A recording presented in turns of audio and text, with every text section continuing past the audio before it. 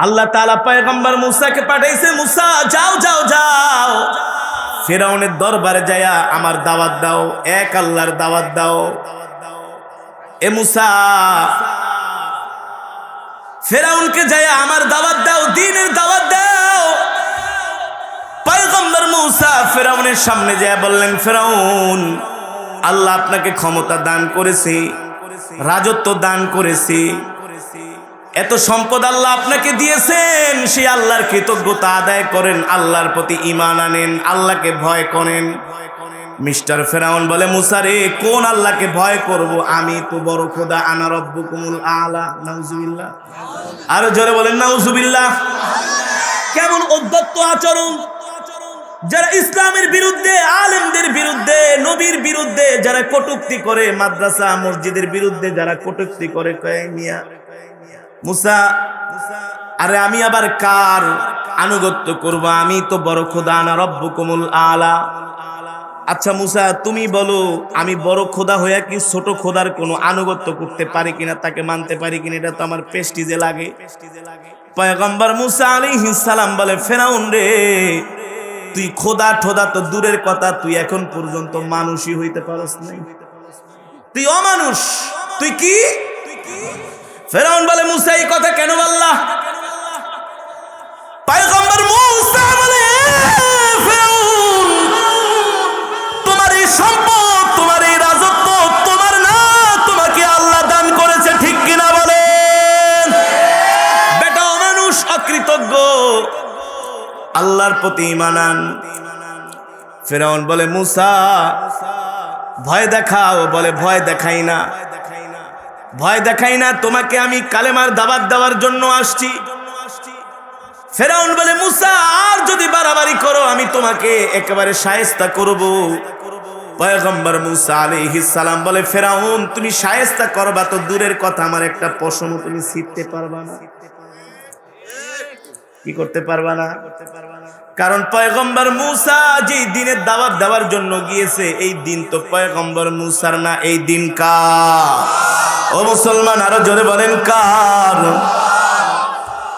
মুসা আলাইহিস সালাম ফিরআউনকে বলে, তুমি আমার একটা পশমও ছিঁড়তে পারবা না। ফিরআউন বলে, মুসা রে, তুমি কি আমার শক্তি সম্পর্কে জানো? বলে, অনেক বেশি জানি। কি জানো, কি জানো? বলে, তোমার সম্পদ আছে, শক্তি আছে, ঠিক আছে,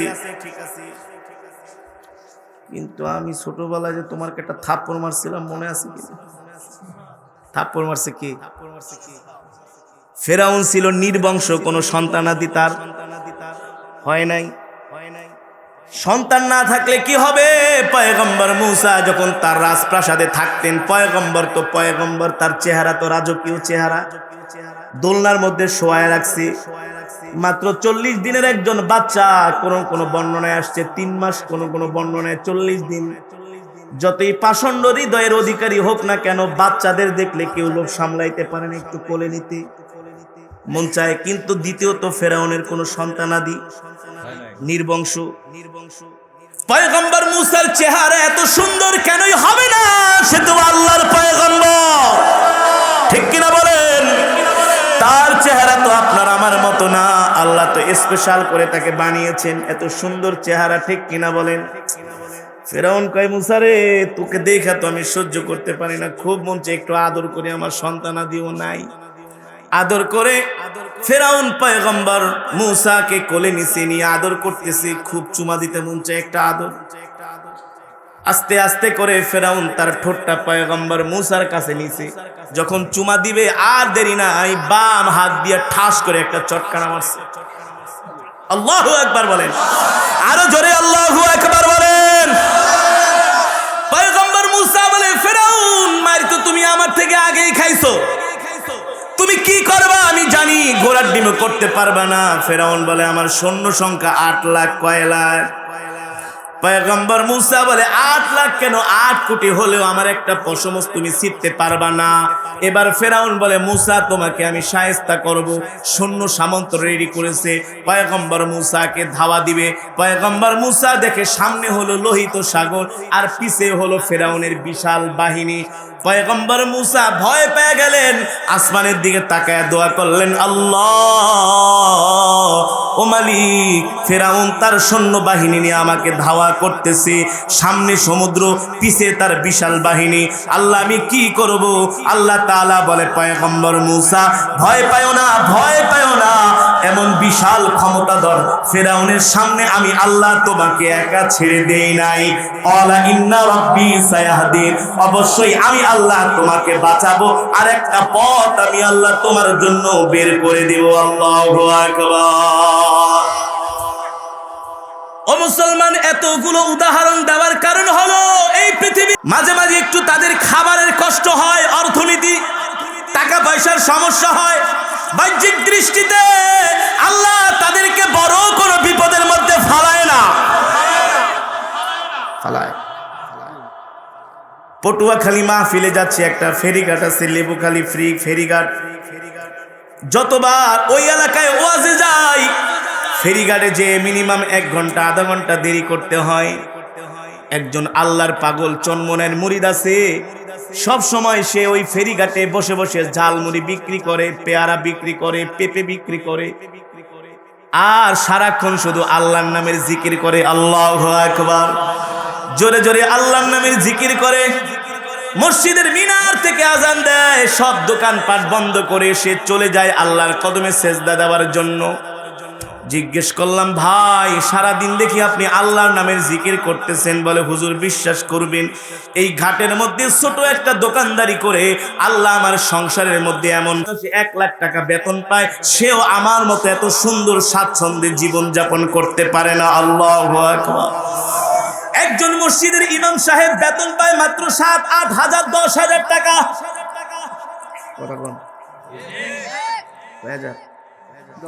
উত্তরবঙ্গে আরো 6-8 বছর আগে ওয়াজ করতে গিয়েছিলাম আমি। অলিপুরি সাহেব হুজুর, বেফাকের মহাসচিব আব্দুল জব্বার জাহানাবাদী হুজুর, তিনি ইন্তেকাল করেছেন, আল্লাহ তাকে জান্নাত নসিব করুন বলে আমিন।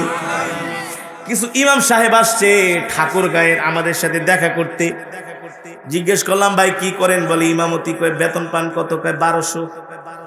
বেতন কত? আবার বলে 6 মাসের বাকি। বেতন 1200, 6 মাসের বাকি। এই কথা সে নিজে হাইসা দিচ্ছে। জিজ্ঞেস করলাম, ভাই বেতন 1200, 6 মাস বাকি, আরো 8 বছর আগের কথা, কিভাবে চলেন? কিভাবে চলেন? প্রশ্ন করার সাথে সাথে আকাশের দিকে হাত উঠে বলে, আল্লাহ, আল্লাহু আকবার। জোরে বলেন আল্লাহু আকবার। চালায় কে? আর জোরে বলেন কে? ওয়ামান ইয়াত্তাকিল্লাহা ইয়াজআল লাহু মাখরাজা ওয়া ইয়ারযুকুহু মিন হাইথু লা ইয়াহতাসিব। আল্লাহ বলে, বান্দারে, তুই যদি আমার উপরে তাওয়াক্কুল করস, ভরসা করস, আমার কাছে যদি সাহায্য চাস, আমি আল্লাহ এমন জায়গা থেকে তোমার জন্য রিজিকের ফয়সালা করব, বান্দা তুমি কোনোদিন কল্পনাও করতে পারো না। আল্লাহু আকবার। জোরে বলেন আল্লাহু আকবার। আল্লাহ পারে কি পারে না? এই জমিন কা। হাইয়া আলাস সালাহ, নামাজের দিকে আসো। হাইয়া আলাল ফালাহ, কল্যাণের দিকে আসো। আল্লাহ ডাকছেন তাদেরকে মসজিদে, তারা ঘাড় বেঁকা করে চলে যায় চায়ের দোকানে। চা খায় 1 কাপ, গল্প করে 3 ঘন্টা। চা খায় 1 কাপ, বাংলা সিনেমা চলে 3 ঘন্টা। কয় ঘন্টা? একটুও কষ্ট লাগে না, আছে না? অথচ তাদেরকে যদি নামাজের জন্য মসজিদে ডাকা হয়, বলে, হুজুর আপনি আমাকে নামাজের জন্য ডাকেন, আপনার চাইতে আমার ঈমান বেশি, আপনার চাইতে আমার ঈমান মজবুত। বলে কি বলে না? আবার বলে, আরে এই যে হুজুর ওয়াজ করতেছে তারা হলো ধর্ম ব্যবসায়ী, হুজুরদের কথা শোনো না, আলেমদের কথা শোনো না। আরে তারা কি বোঝে? তারা কি বোঝে? আমি বলি, হ্যাঁ তুমি বুঝো, তুমি বুঝা একেবারে চান বিড়ির প্যাকেট খাইতে খাইতে শেষ করে ফেলাইতেছ, এটাই তুমি বুঝো, এর চাইতে আর বেশি না। ঠিক কিনা বলেন? মুসলমান যারা নামাজ পড়ে না, যাদের মাঝে দ্বীন নাই, ইসলাম নাই, আল্লাহকে ভয় করে না, আল্লাহর গোলামি করে না, তারা নিজেকে অনেক বড় ঈমানওয়ালা, দ্বীনওয়ালা দাবি করে। আল্লাহ বলে, না না না, তোরা দ্বীনওয়ালাও না, ঈমানওয়ালাও না, তোরা আমাকে ধোঁকা দেস না, তুই তোর নিজেকেই ধোঁকা দিতেছস, ঠিক কিনা বলি? এমন একটা সময় আসবে, ইয়া লাইতানি মালি হাযাল কিতাব লা ইউগাদিরু সগীরাতাও ওয়ালা কাবীরাতান ইল্লা আহসাহা ওয়া ওয়াজাদু মা আমিলু হাদিরা ওয়ালা ইয়াজলিমু রাব্বুকা আহাদা। ও যুবক, হাসরের মাঠে তোমার আমার আমলনামা আমাদের নিজের হাতে দেওয়া হবে, আর বলবে আল্লাহ পর পর তোর আমলনামা তুই নিজেই পড়। দুনিয়ার জমিনে তুই কোন গুনার কাজ করছস? 5 স্টার হোটেলে ঘুমায় ঘুমায়া এক রাত্রের জন্য শুট ভাড়া করছস, আর ফোন কইরা ডাকছস, কাম হিয়ার, আসো। দুনিয়ার কোন মানুষ দেখে নাই, দেখেছেন কি? কিরামান কাতিবিনা ইয়ালামুনা মা তাফআলুন। তোমার আমার দুই কান্দে আল্লাহ 2 জন ফেরেশতা নিযুক্ত করেছেন। বর্তমানে ঢাকার শহরে কিছু ট্রাফিক সার্জেন আছে, তাদের ড্রেসের মধ্যে ভিডিও ক্যামেরা লাগানো। কি ক্যামেরা? তুমি যদি কোনো অন্যায় করো অটোমেটিক তার ক্যামেরার মধ্যে সেটা রেকর্ড হচ্ছে, রেকর্ড। তোমাকে ডাক দিবে, স্টপ, গাড়ি থামাও, তুমি আইনটা কেন ভঙ্গ করলা? বলবা স্যার আমি করি নাই, স্যার আমি করি নাই। বলবে ঠিক আছে ওয়েট করো। এবার সে তার ক্যামেরাটা অন করবে আর দেখবে তুমি যা করেছো ভিডিওর মধ্যে স্পষ্ট দেখা যাচ্ছে, ঠিক কিনা বলেন? কিরামান কাতিবিনা ইয়ালামুনা মা তাফআলুন। দুনিয়ার মানুষ ক্যামেরা দিয়া যদি তোমার অন্যায়কে সংরক্ষণ করতে পারে, এই দুনিয়াতে তুমি আমি কি করি না করি দুনিয়ার মানুষের চোখ ফাঁকি দেওয়া যায়, কিন্তু আল্লাহর চোখ ফাঁকি দেওয়া যাবে না, ঠিক কিনা বলি? এই ক্যামেরা দিয়া 2 জন ফেরেশতা তোমার আমার 24 ঘন্টা আমলনামা রেকর্ড হচ্ছে, রেকর্ড। হাসরের মাঠে আল্লাহ তোমার আমার আমলনামা হাতে দিবে আর বলবে পড়, তোর আমলনামা তুই নিজেই পড়। কন্ট্রাক্টরি করতে যায় আর রাস্তার কত শত কোটি টাকা চুরি করছস, জনগণের কত টন চাল চুরি করছস, তেল চুরি করছস, গম চুরি করছস, দুনিয়ার কোন মানুষ দেখে নাই, দেখেছেন কি? আরো জোরে বলেন কে? এ কারণে ব্যভিচার করেছি, জিনা করেছি, কোনো মানুষ দেখে নাই, কোনো মানুষ দেখে নাই, কিন্তু এখানেও তো আমার গুনাহটা লিপিবদ্ধ আছে। সেই দিন আফসোস করবে আর বলবে ছোট ছোট গুনাহ, বড় বড় গুনাহ কোনোটাই বাদ যায় নাই, সব গুনাহগুলো আল্লাহ আমলনামার ভিতরে সংরক্ষণ করবে আর বলবে তুমি তোমার আমলনামা পড়ো আর নিজেই সাক্ষী দাও। সেই দিন আমলনামা পড়বে, আফসোস করবে, আঙ্গুল কামড়াবে, কোনো লাভ হবে না। আল্লাহ বলে দুনিয়াতে অনেক সুযোগ দিয়েছিলাম, অনেক সুযোগ দিয়েছিলাম, সুযোগ কাজে লাগাস নাই, কাজে লাগাস নাই, যা যা যা, এখন তোর জন্য জাহান্নাম নির্ধারণ করা হলো, ঠিক কিনা বলেন? সম্মানিত উপস্থিতি, আপনাদের কাছে আমার প্রশ্ন, একজন মন্ত্রীর 2 মিনিটের একটা অডিও ক্লিপ ফাঁস হওয়ার কারণে যদি তার জীবনটা একেবারে বরবাদ হয়ে যায়, শেষ না? বেচারার মন্ত্রীগিরিও গেছে, এমপিগিরিও যাবে, আওয়ামী লীগ থেকে এখন বাদ দিছে, তাইলে আর কিছু আছে? আছে। মাত্র 2 মিনিটের ভিডিও ক্লিপসের কারণে মাননীয় প্রধানমন্ত্রী প্রশংসনীয় উদ্যোগ গ্রহণ করেছেন, ঠিক করে বলেন? আমরা আলেম সমাজ তাকে 6 মাস আগে থেকে বলতেছি এটা একটা মেন্টাল পেশেন্ট, চিকিৎসা করা হোক। আমরা আলেমরা কিন্তু ঠিকই বলেছি, এ কারণে সে আবার আমাদেরকে বলছে আমাদের নাকি দাড়ি ছাইচা দিব, বলে নাই? বলে আলেমদের দাড়ি ছেঁচে দিব, টুপি খোলায় ফেলাইবো। এখন তোমার নিজের জায়গায় খোলা ফেলাইতেছে, তুমি আলেমদের টুপি কিভাবে খুলবা? তোমার চাচা আবু জেহেলই তো পারে নাই, ঠিক কিনা বলেন? আল্লাহর নবীর বিরুদ্ধে আবু জেহেল যুদ্ধ ঘোষণা করছে, টিকতে পারে নাই, আল্লাহর নবী ঠিকই আছে। আবু জেহেল ঘুমাইতো রাজপ্রাসাদে আর আমার নবী ঘুমাইতো মাটির কুঠিরে। মাটির কুঠিরে ঘুমিয়ে বসে বসে আল্লাহর নবী সারা পৃথিবীর ভিত নেড়ে দিয়েছেন, ঠিক কিনা বলেন? আল্লাহ বলবে তুই সেই দিন আমার বিরুদ্ধে কথা বলছিস, বলে না বলি নাই, বলে আল্লাহ বলবে আমলনামা পড়, কি কর, আমলনামা পড়, আমলনামা পড়। আমার নবীর সুন্নতকে কামাই দিতে অধ্যত্ত দেখাইছস, দাড়ি কামাই দিবি, টুপি পড়তে দিবি না, আলেমদেরকে গালি দিয়েছস। আল্লাহ বলবে দুনিয়াতে তো শাস্তি পাইছস, এখন কবরেও তোর খবর আছে, ঠিক কিনা বলে, ঠিক কিনা বলেন? সম্মানিত হাজিরিন, আমার সবচেয়ে বড় প্রশ্ন আপনাদের কাছে, 1.5-2 মিনিটের একটা অডিও ক্লিপ যদি ফাঁস হওয়ার পরে দুনিয়ার সব কিছু যদি চলে যায়, একা হয়ে যায়, বেচারা এখন ঘরে গেল শান্তি পায় না, কারণ তার স্ত্রীও বলবে তুমি জানি কি বাস টাস করবা, ঘরে ওখানে স্ত্রীর কোনি খাইতে হইবে, ঠিক কিনা বলেন? এটা কোরআনের ভাষায় বলবো, আমার কারাল্লাহ বলেন, আল্লাহু খায়রুল মাকিরিন। আল্লাহু আকবার। ও যুবক, আজকে ভালো করে শুনে যাও। যুবক মুসলমান, আপনারা ভালো করে শোনেন, শোনার দরকার আছে। আমরা আলেমরা কেন চিল্লাই, আপনাদেরকে কেন এত গরম গরম কথা বলি, সতর্ক করি, যদি কান খাড়া করে না শুনেন তাহলে কিন্তু ভবিষ্যতে খারাপই হবে। শুনে রাখেন, আমার কথা না, আল্লাহ বলছেন ওয়া মাকারু ওয়া মাকারাল্লাহ আল্লাহু খায়রুল মাকিরিন।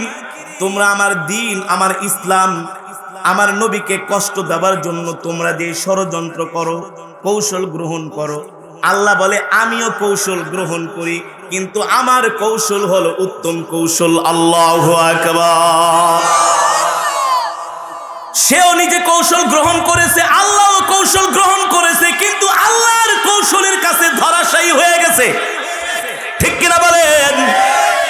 গতকালকের পত্রিকায় দেখলাম মাননীয় প্রধানমন্ত্রীর একজন সাবেক প্রেস সচিব আশরাফুল আলম খোকন, মাননীয় প্রধানমন্ত্রী প্রেস সচিব, সেও বলছে আমি তো আগে থেকেই জানি এটা পাগল হয়ে গেছে, কারণ পাগল না হইলে কেউ এভাবে ইসলামের বিরুদ্ধে, দ্বীনের বিরুদ্ধে বিষোদ্গার করতে পারে?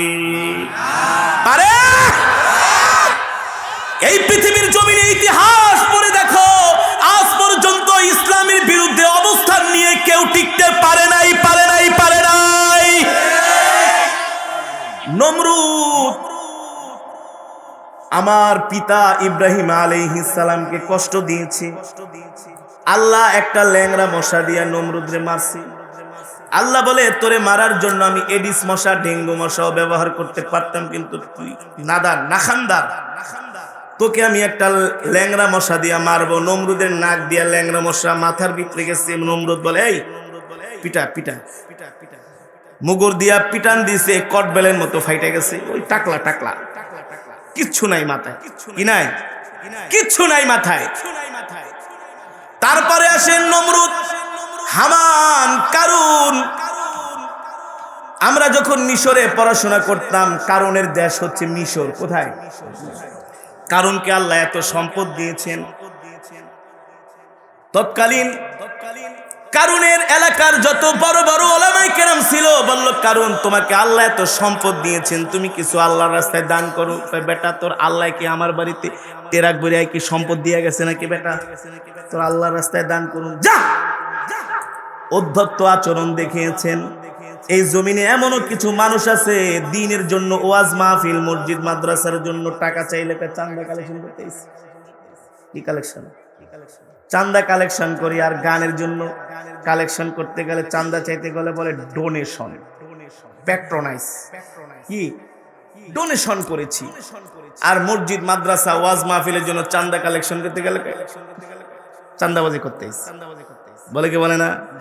আবার কিছু তো আছে মুখের উপরে না করা দেয়, দিব না, যাও ওয়াজ মাহফিল, আবার কিসের টাকা, খালি কালেকশন, বলে কি বলে না? উদ্ধত্ত আচরণ করে। এটা ছিল কারুনের স্বভাব। কারুনকে বলা হয়েছিল, কারুন আল্লাহর রাস্তায় কিছু দান করো। কারুন বলে, বেটা তোমার আল্লাহ কি আমার বাড়িতে সম্পদ ট্রাক ভরে আইনা দিয়া গেছে, কেন তার রাস্তায় দান করব? কারণকে আল্লাহ এত সম্পদ দিয়েছিলেন, তার গোডাউনের চাবি বহন করার জন্য 70টা তেজস্বী ঘোড়া প্রয়োজন হতো, শুধু গোডাউনের চাবিগুলো বহন করার জন্য। এবার বুঝেন কেমন সম্পত্তি আল্লাহ।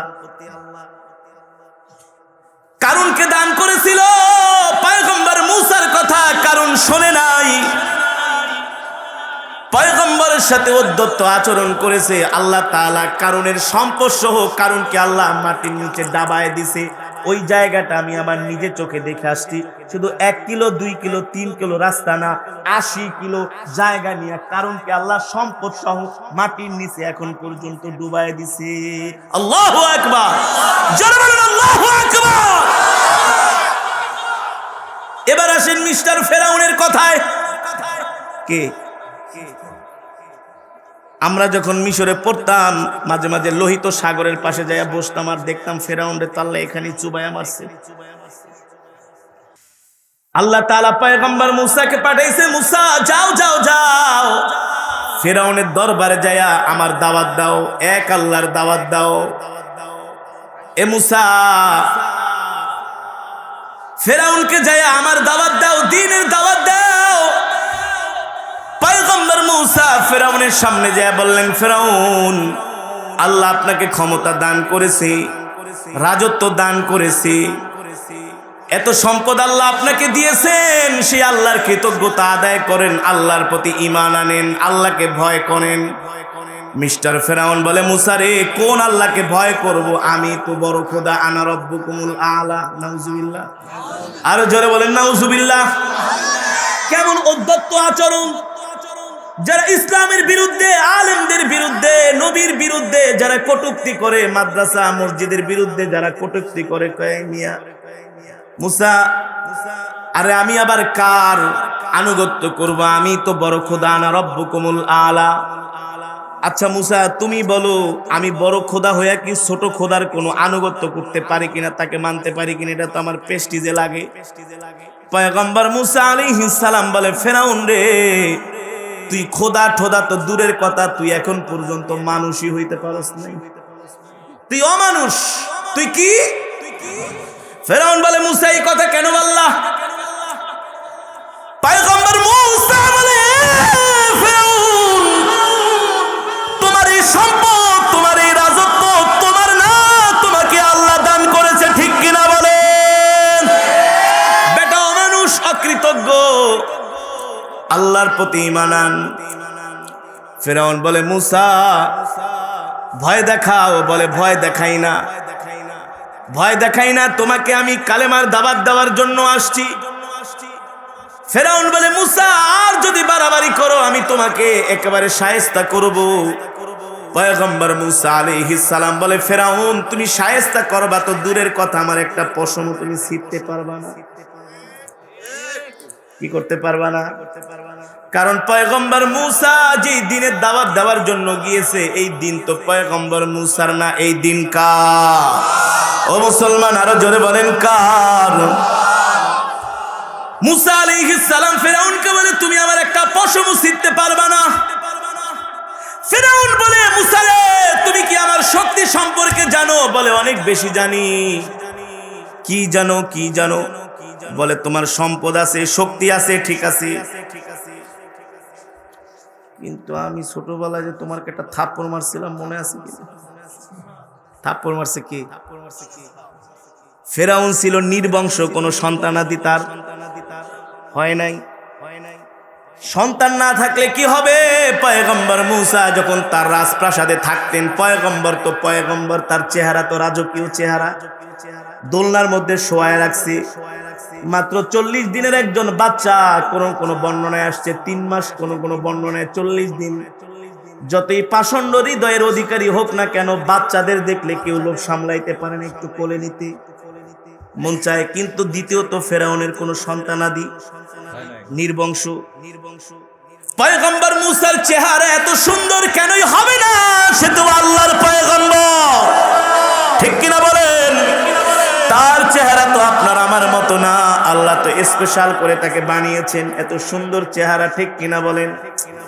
ফেরাউন কয়, মুসা রে, তোকে দেখা তো আমি সহ্য করতে পারি না, খুব মন চায় একটু আদর করে, আমার সন্তানাদিও নাই। আদর করে ফেরাউন পয়গম্বর মুসাকে কোলে নিচে নিয়ে আদর করতেছে, খুব চুমা দিতে মন চায়, একটা আদর। আস্তে আস্তে করে ফেরাউন তার ঠোঁটটা পয়গম্বর মুসার কাছে নিছে। যখন চুমা দিবে আর দেরি নাই, বাম হাত দিয়ে ঠাস করে একটা চটকানা মারছে। আল্লাহু আকবার বলেন, আরো জোরে আল্লাহু আকবার বলেন। পয়গম্বর মুসা বলে, ফেরাউন মার তো তুমি আমার থেকে আগেই খাইছো, তুমি কি করবা আমি জানি, ঘোড়ার ডিমও করতে পারবা না। ফেরাউন বলে, আমার সৈন্য সংখ্যা 8 লাখ। কয় লাখ? পয়গম্বর মুসা বলে, 8 লাখ কেন, 8 কোটি হলেও আমার একটা পশমস তুমি ছিঁড়তে পারবা না। এবার ফেরাউন বলে, মুসা তোমাকে আমি শায়েস্তা করব। সৈন্য সামন্ত রেডি করেছে, পয়গম্বর মুসাকে ধাওয়া দিবে। পয়গম্বর মুসা দেখে সামনে হলো লোহিত সাগর আর পিছে হলো ফেরাউনের বিশাল বাহিনী। পয়গম্বর মুসা ভয় পেয়ে গেলেন, আসমানের দিকে তাকায় দোয়া করলেন, আল্লাহ ও মালিক, ফেরাউন তার সৈন্য বাহিনী নিয়ে আমাকে ধাওয়া করতেছে, সামনে সমুদ্র, পিছে তার বিশাল বাহিনী, আল্লাহ আমি কি করব? আল্লাহ তাআলা বলে, পয়গম্বর মুসা ভয় পায় না, ভয় পায় না, এমন বিশাল ক্ষমতাধর ফেরাউনের সামনে আমি আল্লাহ তোমাকে একা ছেড়ে দেই নাই। ক্বালা ইন্না রাব্বি সায়াহদিন, অবশ্যই আমি আল্লাহ তোমাকে বাঁচাবো, আর একটা পথ আমি আল্লাহ তোমার জন্য বের করে দেব। আল্লাহু আকবার। ও মুসলমান, এতগুলো উদাহরণ দেওয়ার কারণ হলো এই পৃথিবীর জমিনে যারা দ্বীনের বিরুদ্ধে অবস্থান নিয়েছে, আল্লাহ কাউর অস্তিত্ব পৃথিবীর জমিনে রাখে নাই, বিলীন করে দিয়েছে। ঠিক কিনা বলেন? তাদের নাম নেওয়ার জন্য এখন পৃথিবীতে কোনো মানুষ নাই। আজ পর্যন্ত শুনছেন নাকি কারো সন্তানের নাম ফেরাউন রাখছে? আবু জেহেল, আবু লাহাব, নমরুদ, শুনলেই তো ভয় লাগে। কোন খ্রিস্টানের নামও আমি আজ পর্যন্ত নমরুদ দেখি নাই, শুনি নাই। নমরুদ, হামান, কারুনের নাম কেউ রাখে না। তার কারণ হলো আল্লাহ তাআলার সাথে উদ্ধত্ত করার কারণে আল্লাহ তাদের বংশ সুদ্ধা নির্বংশ করে দিয়েছেন। ঠিক কিনা বলেন? ও মুসলমান, আপনাদেরকে আমার যেটা বোঝানোর উদ্দেশ্য হলো, এই দুনিয়ার জমিনে আল্লাহ আমাদেরকে পাঠিয়েছেন আল্লাহর নাফরমানি করার জন্য না, আল্লাহর গোলামি করার জন্য। কার গোলামি? আল্লাহ বলে, বান্দারে তুই যদি আমার গোলামি করস, তুই ঠকবি না, ঠকবি না, তুই জিতবি, জিতবি। আল্লাহু আকবার। আল্লাহ বলে, বান্দারে তুই যদি আমার গোলামি করস, আমি আল্লাহ দুনিয়াকে তোকে ইজ্জতের জীবন দান করব, ইন্তেকালের পরে আমি আল্লাহ তোকে জান্নাত দিব। আল্লাহু আকবার। আপনাদের কাছে আমার প্রশ্ন, সত্যি করে বলেন, আজ পর্যন্ত এমন কোন মানুষ সমাজের মধ্যে দেখছেন কিনা 5 ওয়াক্ত নামাজ পড়ে, রোজা করে, ইসলাম মানে, স্ত্রীদেরকে পর্দায় রাখে, মেয়েদেরকে পর্দায় রাখে, একটা ধার্মিক ফ্যামিলি আল্লাহ দুনিয়াতে কখনো তাদেরকে কষ্ট দেয় না। মাঝে মাঝে একটু তাদের খাবারের কষ্ট হয়, অর্থনীতি, টাকা পয়সার সমস্যা হয়, বাহ্যিক দৃষ্টিতে আল্লাহ তাদেরকে বড় কোনো বিপদের মধ্যে ফালায় না, ফালায়। পটুয়াখালী মাহফিলে যাচ্ছে, একটা ফেরিঘাট আছে, লেবুখালী ফেরিঘাট। যতবার ওই এলাকায় ওয়াজে যাই, ফেরিঘাটে যে মিনিমাম 1 ঘন্টা আধা ঘন্টা দেরি করতে হয়।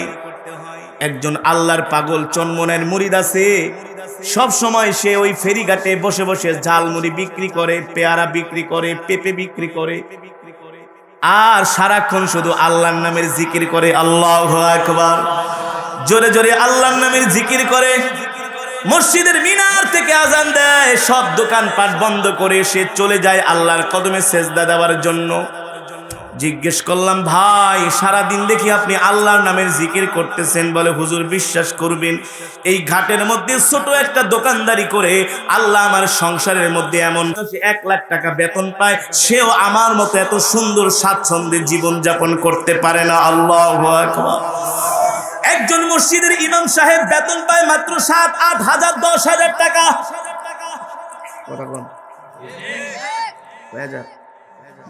উত্তরবঙ্গে আরো 6-8 বছর আগে ওয়াজ করতে গিয়েছিলাম আমি। অলিপুরি সাহেব হুজুর, বেফাকের মহাসচিব আব্দুল জব্বার জাহানাবাদী হুজুর, তিনি ইন্তেকাল করেছেন, আল্লাহ তাকে জান্নাত নসিব করুন বলে আমিন। কিছু ইমাম সাহেব আসছে ঠাকুরগাঁয়ের আমাদের সাথে দেখা করতে। জিজ্ঞেস করলাম, ভাই কি করেন? বলে, ইমামতি। কয়, বেতন পান কত? কয়, 1200। বেতন কত?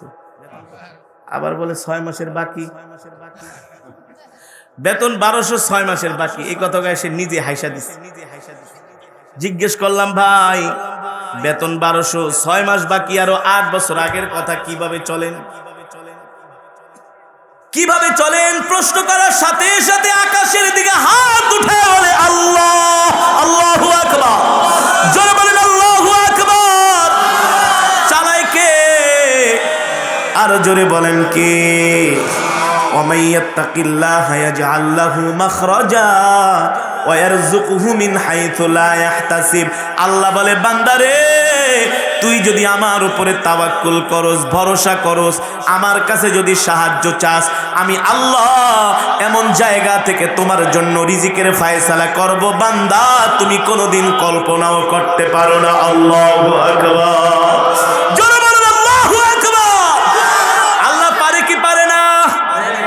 আপনার কাছে আমার প্রশ্ন, একজন ইমাম সাহেব কি ইজ্জতের জিন্দেগি করে নাকি বেইজ্জতি? আর মিয়া মসজিদের সভাপতির চাইতে সে ভালো আছে?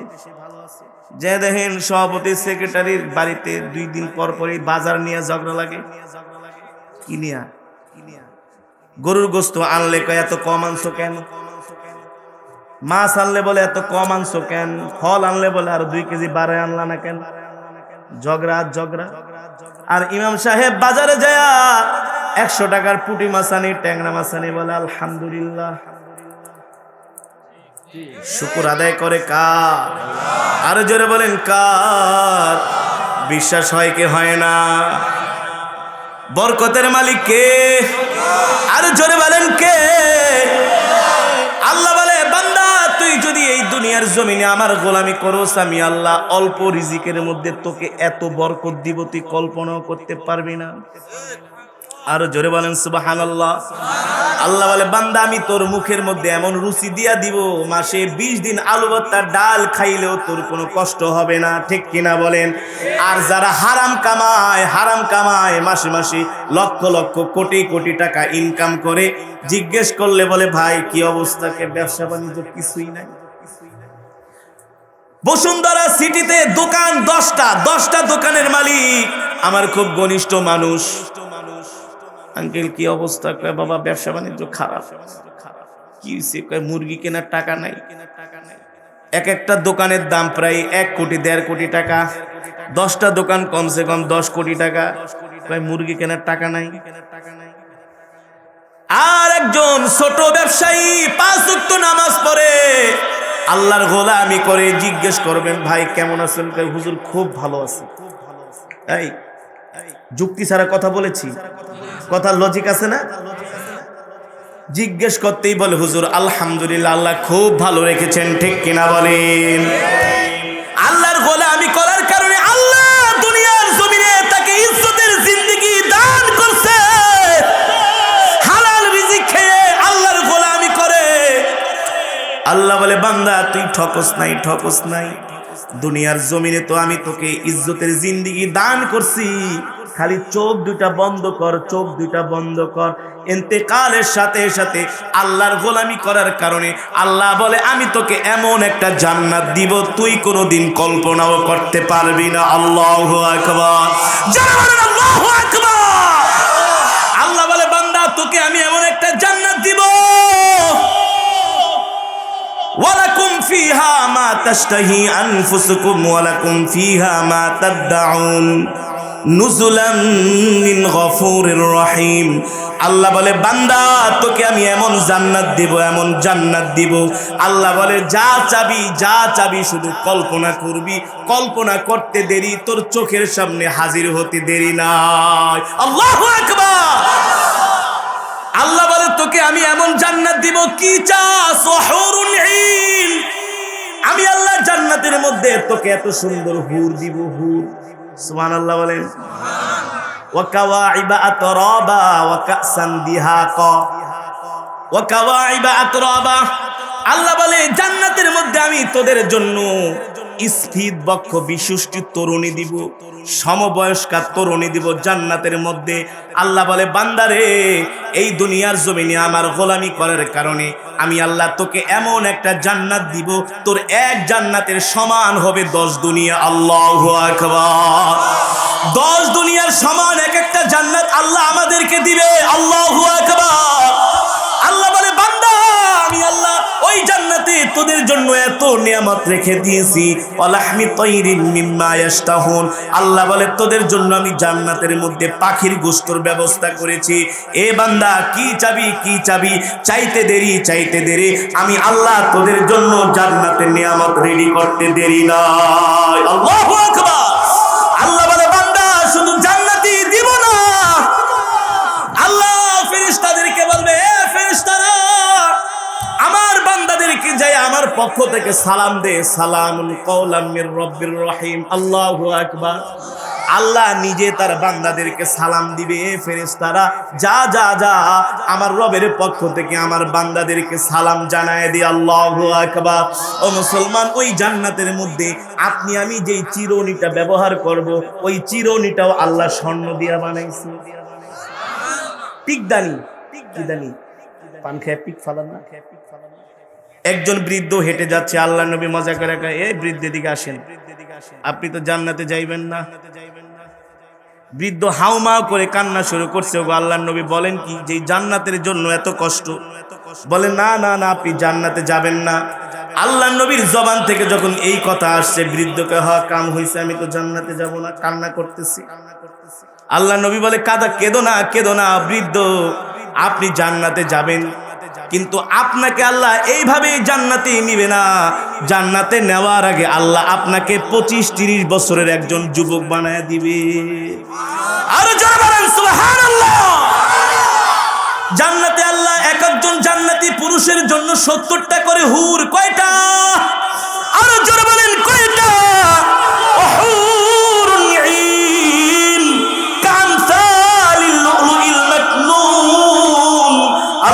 সুন্দর জান্নাতি হুর দিবে। জান্নাতি হুরদের চোখগুলো থাকবে ডগর ডগর, বড় বড় চোখ, চুলগুলো থাকবে গোল্ড কালারের।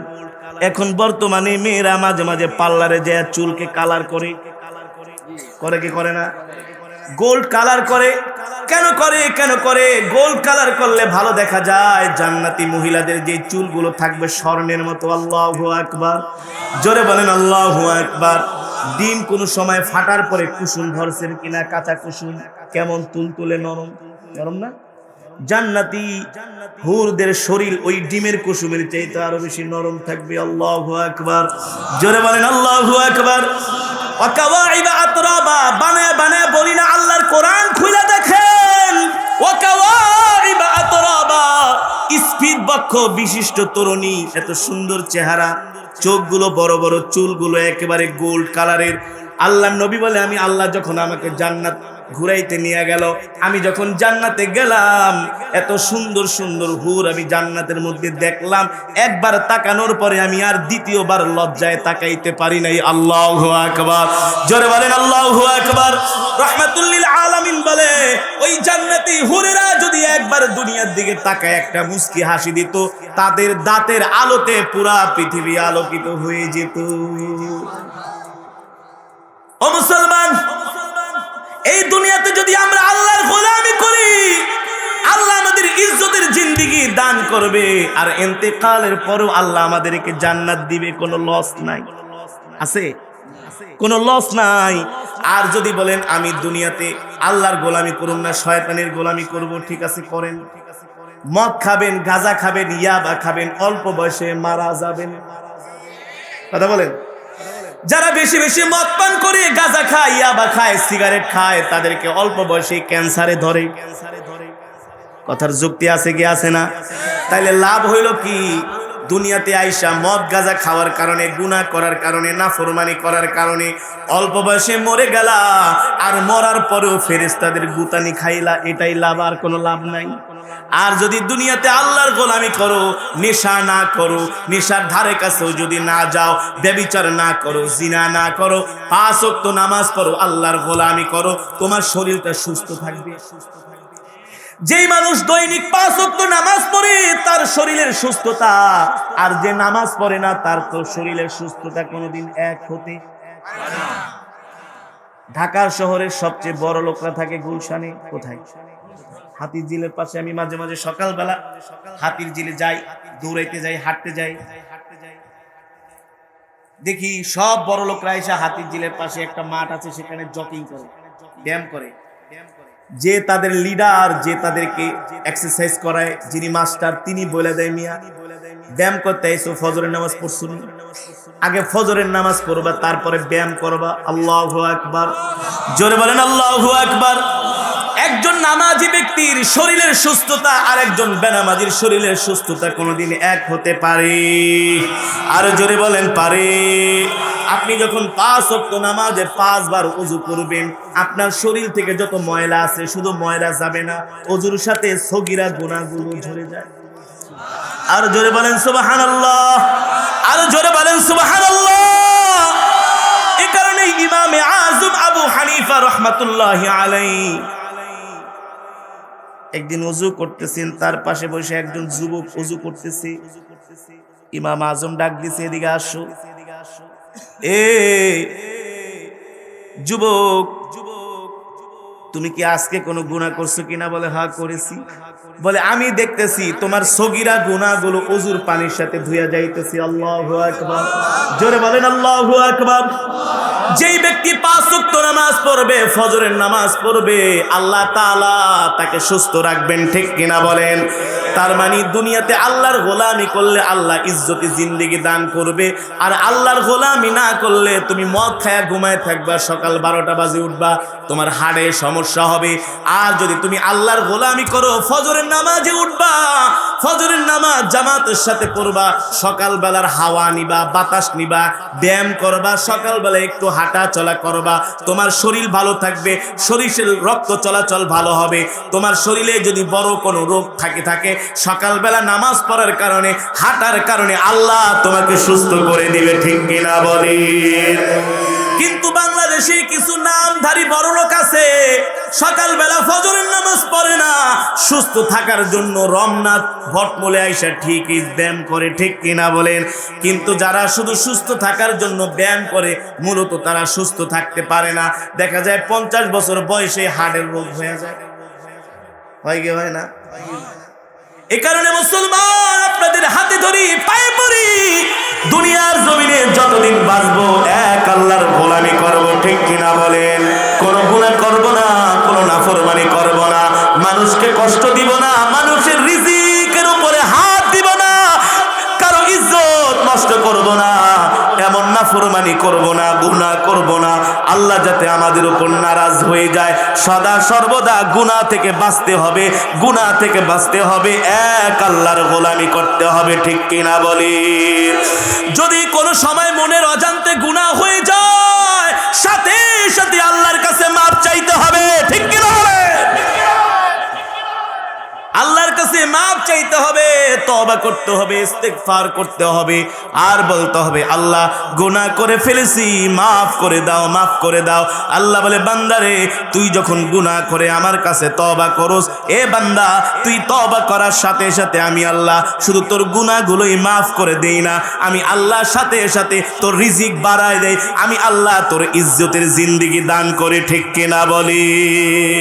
এ কারণে সম্মানিত হাজিরিন, আমার বয়ানের মূল বিষয় ছিল এই দুনিয়ার জমিনে আল্লাহ আমাদেরকে পাঠিয়েছেন আল্লাহর গোলামি করার জন্য।